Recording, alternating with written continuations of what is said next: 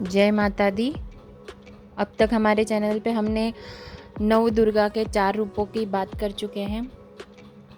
आज हम पंचम रूप की बात करने जा रहे हैं, जिनकी पूजा नवरात्रि के 5वें दिन होती है। वह है स्कंद माता।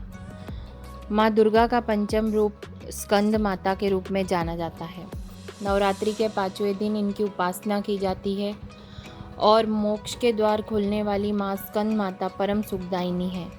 इनकी उपासना से सारी इच्छाएं पूरी हो जाती है। भगवान स्कंद कुमार की माता होने के कारण दुर्गा जी के इस 5वें स्वरूप को स्कंद माता नाम प्राप्त हुआ है।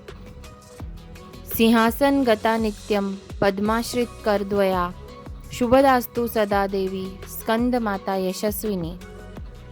सिंह के आसन पर विराजमान तथा कमल के पुष्प से सुशोभित हाथों वाली यशस्विनी देवी स्कंद माता शुभदायिनी है। भगवान स्कंद जी बाल रूप में माता की गोद में बैठे होते हैं। इस दिन साधक का मन विशुद्ध चक्र में अवस्थित होता है। स्कंद मात्र स्वरूपिणी देवी की 4 भुजाएं हैं। ये दाहिनी ऊपरी भुजा में भगवान स्कंद को गोद में पकड़े हैं और दाहिनी निचली भुजा जो ऊपर को उठी है उसमें कमल पकड़ा हुआ है। माँ का वर्ण पूर्णतः शुभ्र है और कमल के पुष्प पर विराजित रहती हैं। इसी से इन्हें पद्मासना देवी और विद्यावाहिनी दुर्गा देवी भी कहा जाता है। माँ स्कंद माता सूर्य मंडल की अधिष्ठात्री देवी हैं। इनकी उपासना करने से साधक अलौकिक तेज की प्राप्ति करता है। यह अलौकिक प्रभा मंडल प्रतिक्षण उसके योगक्षेम का निर्वहन करता है। एकाग्र भाव से मन को पवित्र करने की माँ की स्तुति करने से दुखों से मुक्ति पाकर मोक्ष का मार्ग सुलभ होता है। इनकी आराधना से मनुष्य सुख शांति की प्राप्ति करता है। स्कंद कुमार यानी कुमार कार्तिकेय की माता स्कंद माता की आराधना से विशुद्ध चक्र की जागृत होने वाली सिद्धियां स्वतः प्राप्त हो जाती हैं। माँ स्कंद माता हम सब पर अपनी कृपा दृष्टि बनाए रखें। नवरात्रि की छठी शक्ति माँ कात्यायनी है। नवरात्रि के छठे दिन माँ कात्यायनी की पूजा की जाती है। श्री दुर्गा का षष्ठम रूप माँ कात्यायनी है। कथा अनुसार महर्षि कात्यायन की तपस्या से प्रसन्न होकर आदि शक्ति ने उनके यहाँ पुत्री के रूप में जन्म लिया था, इसलिए वे कात्यायनी कहलाती हैं। नवरात्रि के षष्ठम दिन इनकी पूजा और आराधना होती है। इनकी आराधना से भक्त का हर काम सरल एवं सुगम होता है।